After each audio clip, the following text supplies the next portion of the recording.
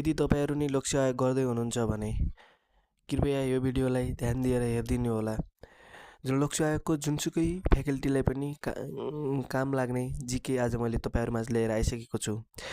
विश्वमा 8000 भन्दा बढी अग्ला हिमालहरू छन्, जसमध्ये 14 वटा छन् हैन। 14 वटा मध्ये नि 8 वटा नेपालमा पर्दछन् भने 4 वटा पाकिस्तानमा, एउटा चीनमा र एउटा भारतमा पर्दछन् हैन। अब म यिनीहरुका नाम लग्न गइरहेको छु हैन।